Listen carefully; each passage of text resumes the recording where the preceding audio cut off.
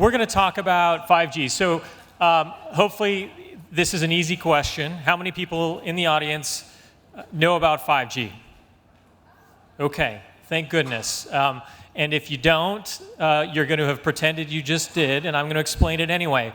But I want to start by just making the point that our CEO, Hans Vestberg, makes regularly, which is that the transition from where we are today, 4G to 5G, is not some incremental step. This is a transformative new way of communicating across a wireless network, and it is going to change everything.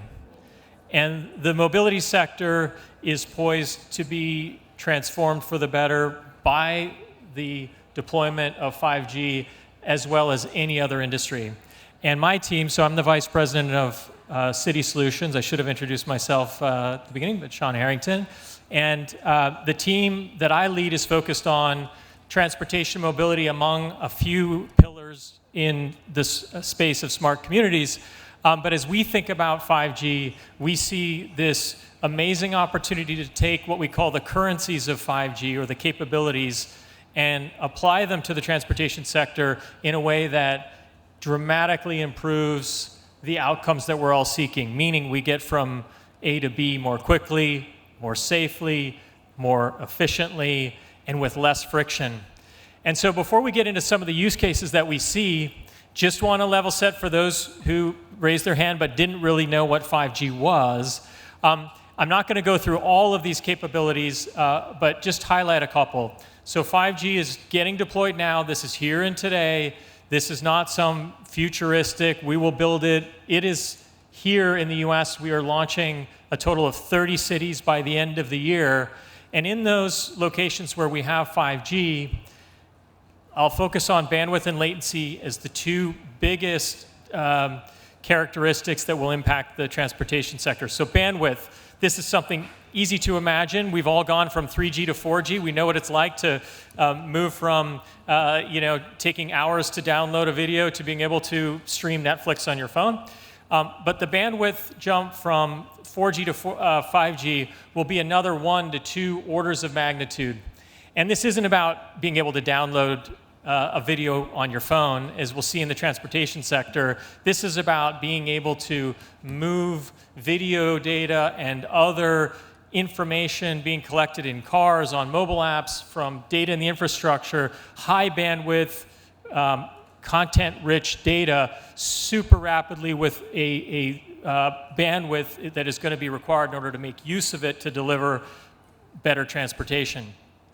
Similarly, latency, this is the amount of time that it takes to get the data from your app to the network, back to a cloud application, and back to your phone or to a car.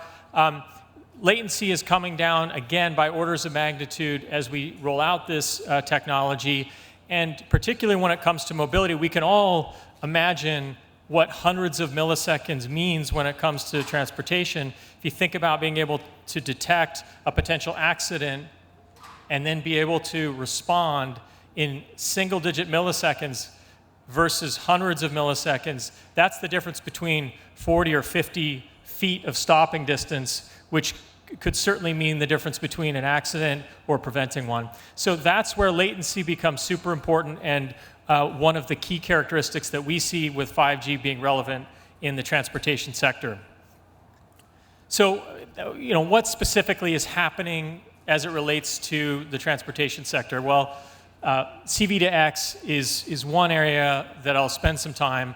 There is a lot of momentum moving towards C-V2X, in part because of the demand of the public to ensure that autonomous mobility is delivering safe outcomes. It's being driven by the entire automobile ecosystem, the OEMs and others, and regulatory support.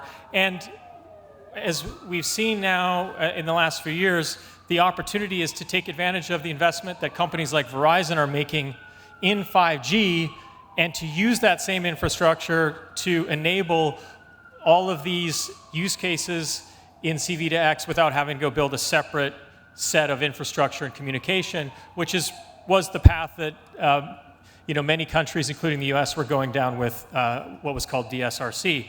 So what is C-V2X and how do we use it? Well, one of the key things that is included in C-V2X that's really important, I'm going to go back, is the ability to take advantage of data coming from the infrastructure. And if we can go back a slide, there we go. The video is not rolling here, but what you can see is this is computer vision being used in a light pole, in a street pole, where, and it's fine if the video doesn't run, where we can identify vehicles, pedestrians, bicyclists, and determine their location in 3D space so that that information can also be consumed by those who are on the road, who are using applications or are in their vehicle, and help improve the safety and efficiency of driving. So it's not just about the network, but about the amount of data that is now available from the infrastructure. And just to sort of simplify it here, you can see in this diagram the different elements of the C-V2X architecture. You've got the vehicles, you've got pedestrians and bicyclists, and the infrastructure.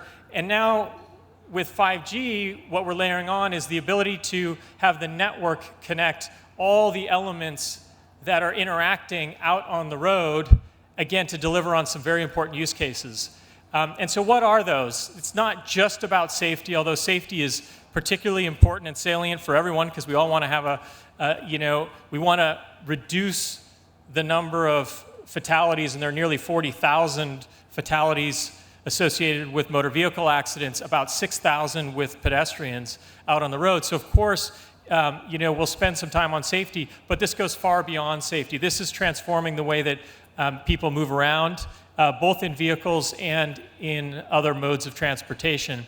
And so to double click on a couple of these examples, the one that I think resonates most with folks is the ability, again, to detect something that could cause an accident. So the ability to either see around a corner and identify in real time an object that could be at risk of getting in an accident.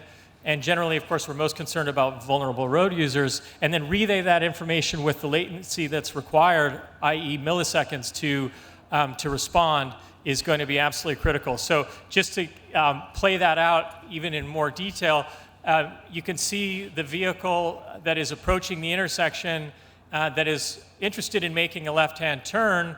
They can't see the vehicle behind the vehicles that's coming toward them that's stopped because it's occluded.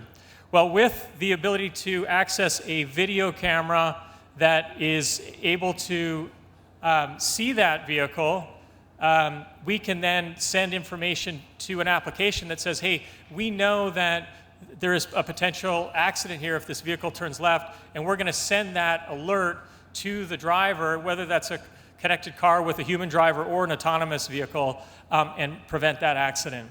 So that's just one example where without the ability to process the video, in this case, from a street light, run that video over the network and process it with computer vision, and then make the type of analysis that's required to determine there would be an accident and then alert, that all has to happen in milliseconds if this is going to have an impact in this particular use case. So just want to open up your mind to what is coming. This is not about how is 5G going to make a new feature available on my Uber or my Lyft or my Bird app. This is about completely changing the landscape, and it's incumbent on everyone here and the industry, ourselves included, to really be very creative about how we're going to take advantage of this very powerful tool, because it's not just about the network, of course.